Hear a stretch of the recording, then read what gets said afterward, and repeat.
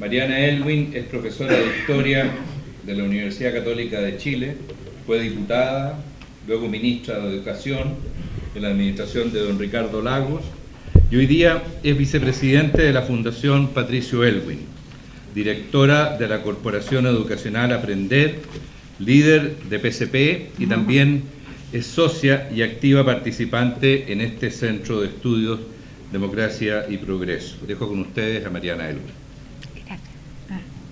Gracias, y gracias a todos los que están aquí, y a Guillermo y al equipo que organizó el seminario. Yo quería empezar con una reflexión previa que es plantear la paradoja que estamos viviendo, porque el gobierno anterior tuvo un carácter fundacional e intentó empezar un nuevo ciclo que se expresaba en el cambio del modelo y que abandonaba la ruta que habían seguido los gobiernos de la Concertación y se deslizaba de alguna manera hacia las características de los llamados socialismos del siglo XXI, y sin embargo ese camino no obtuvo una derrota muy contundente en las elecciones. O sea, de hecho, la derecha nunca, desde la primera mitad del siglo XX, había tenido tantos votos. Y un candidato de la derecha había triunfado con el apoyo que triunfó Sebastián Piñera. Entonces, la paradoja es que puede ser que sea este el gobierno que empiece un nuevo ciclo. Y si lo hiciera razonablemente bien, capaz que gobierne por varios periodos. Y también es paradojal que la izquierda hoy día, después de casi 3 décadas del inicio de la democracia, esté sumida, no tenga ninguna posibilidad de gobernar sin una alianza, porque no la tendría de ninguna manera, sin una alianza con el centro político. Pero la ciudadanía, lo que demostró en la última elección, es que fue capaz de cambiarse de vereda y atravesar la vereda gente que había votado siempre por la Concertación e incluso por la nueva mayoría, hacia la centro-derecha. Fue una elección pragmática porque la gente no estaba entusiasmada con el gobierno de Sebastián Piñera, pero básicamente esto tuvo que ver con que en el gobierno anterior no hubo realismo, sino que hubo ideologismo, y la gente prefirió el pragmatismo al ideologismo. Y tampoco hubo renuncia. De alguna manera hubo un voluntarismo ideologizado que conceptualizó la democracia como el derecho de la mayoría a imponer su visión de la sociedad, expresada en el programa como algo sacrosanto. Y entonces, a partir de este comentario, yo me pregunto cómo influimos hoy quienes nos sentimos de alguna manera huérfanos y no nos sentimos parte ni de la izquierda ni de la derecha. ¿Y cuáles son los pilares sobre los cuales debiera asentarse el futuro? Y yo tengo la impresión de que Chile necesita, en primer lugar, construir un clima político que devuelva a la democracia su valor esencial para una convivencia civilizada. A mí me parece que el tema de la democracia es clave. La Silvia ponía en primer lugar lo del crecimiento económico, yo lo pongo en segundo lugar. Pienso que estamos viviendo en un clima en que la capacidad de diálogo, el respeto irrestricto al Estado de Derecho, la búsqueda de construcción de mayorías en torno a temas fundamentales, la recuperación de credibilidad y confianza en las instituciones, está siendo muy difícil de lograr. Y son temas fundamentales sobre los cuales hay que construir acuerdos. Y ahí a mí me parece que eso no es un acuerdo pragmático, es un acuerdo fundamental, esencial para construir un futuro en que el país pueda desarrollarse. Hoy día hay un totalitarismo, un clima social que nos está haciendo daño. Y yo creo que también los extremos se topan, ¿no? Los que aún siguen defendiendo la dictadura militar coinciden con los que defienden los regímenes de Cuba y Venezuela. Se confunden también quienes desde la izquierda o la derecha presentan proyectos o acusaciones que claramente son inconstitucionales o son parecidos en el uso de un lenguaje totalitario y descalificador hacia quienes piensan distinto, sembrando un caldo de cultivo favorable para los fanatismos, los populismos, las acciones agresivas o violentas.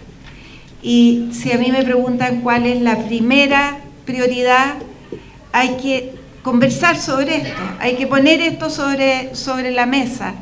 ¿Cómo entendemos la democracia? ¿Cómo entendemos la convivencia democrática? Y trabajar esto muy seriamente con los jóvenes. Los jóvenes han vivido en democracia y no aprecian lo que es vivir en democracia. Y no saben que no hay que saltarse las reglas del juego. No saben que... Y hay un peligro, y este es un peligro no solo de Chile. O sea, yo creo que cuando uno ve lo que está pasando en Estados Unidos o en Rusia con Putin, bueno, ¿qué decimos de las democracias del siglo XXI en América Latina? En eso yo le asigno una posibilidad de influir a quienes de alguna manera nos situamos en el centro político. Cómo contribuir a convocar personas de distintos lados para poder conversar estos temas, para poder generar más confianza.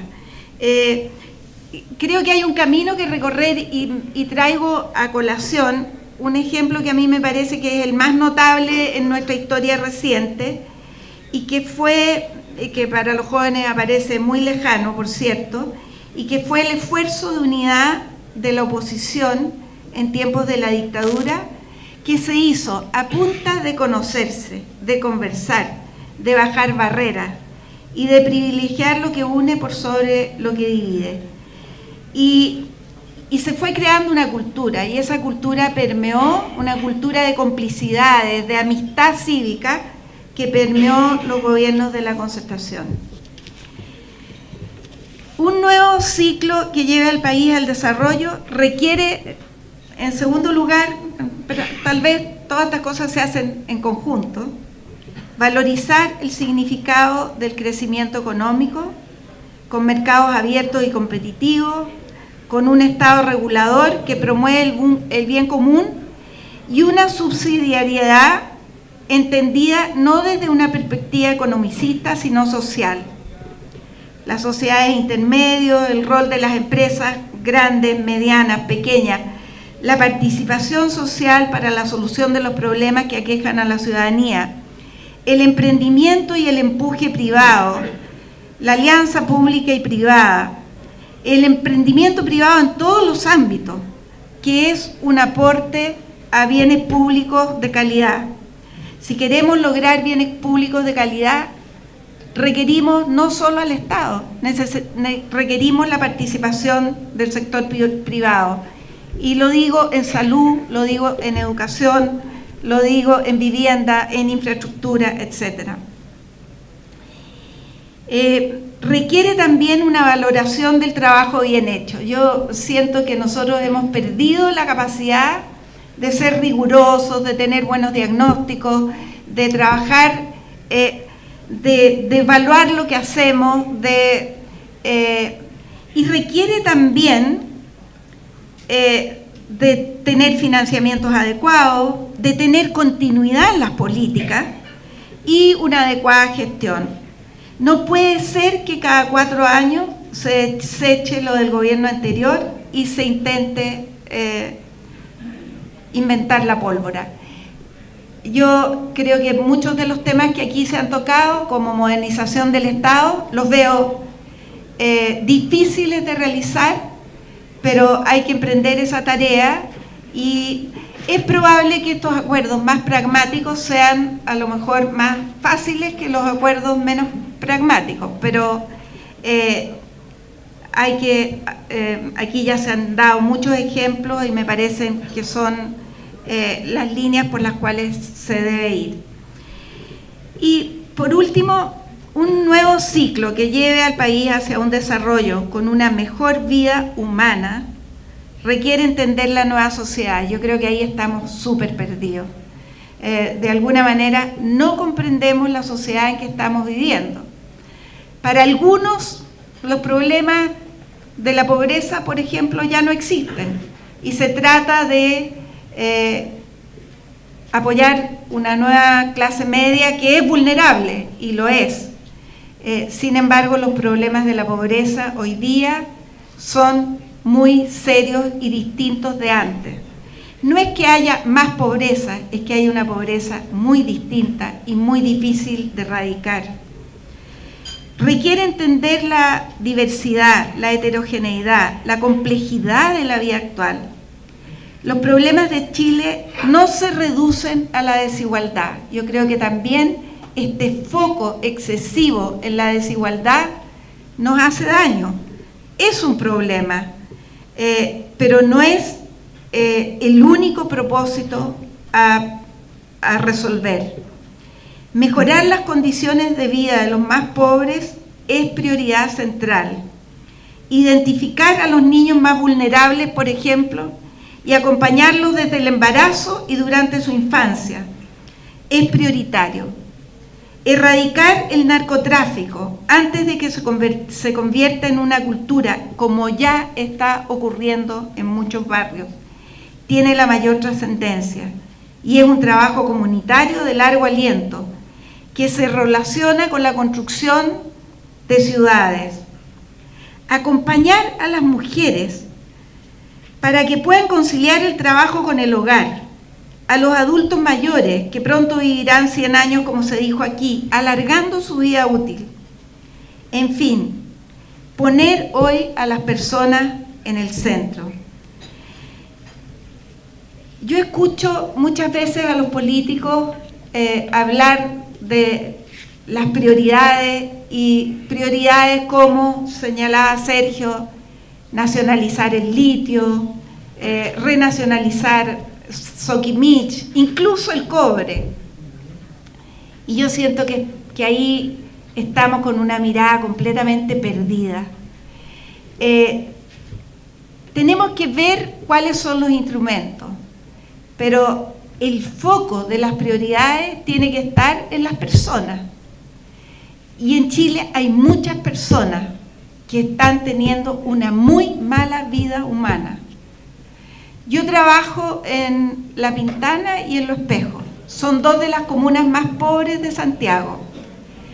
Veo cómo las balaceras en la noche, el narcotráfico, la gente no es tan pobre como antes, es mucho menos pobre. Pero escuchaba en la mañana las competencias que tienen que tener las personas en el siglo XXI, la capacidad de respetarse, la capacidad de trabajar en equipo, la capacidad de innovar. Y las personas que viven en medio de una cultura del robo, que es más fácil conseguir la plata fácil que seguir estudiando. En la cultura del narcotráfico, donde los niños son soldados de los narcotraficantes a los 10 años.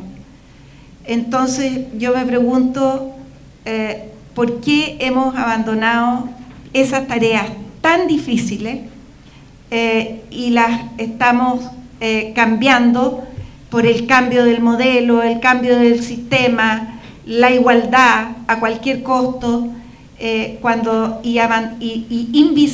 invisibilizando situaciones de dolor y de sufrimiento de miles y cientos de familias. La vida es muy difícil hoy para las personas que viven en los barrios más vulnerables. Y es mucha gente, es mucha gente.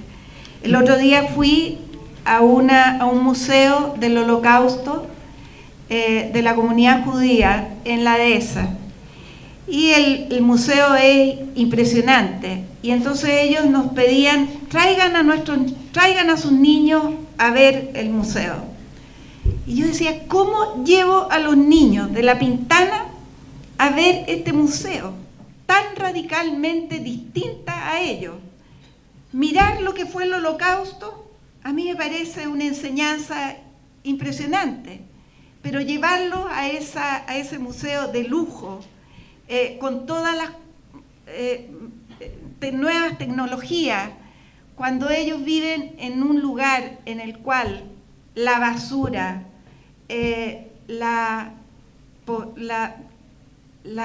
yo diría la soledad, la desestructura está presente todos los días en su vida. A estos temas tenemos que converger. En estos temas tenemos que converger. Y yo creo que se requiere generosidad.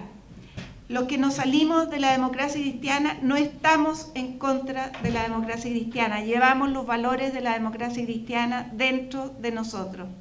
Y queremos trabajar con todos aquellos que en la democracia cristiana, fuera de la democracia cristiana, o en los partidos que fueron de la izquierda democrática, podamos buscar en conjunto cómo mejoramos nuestra democracia, cómo tenemos un crecimiento económico sólido y cómo abordamos una sociedad en el cual la vida humana pueda ser mejor. Gracias.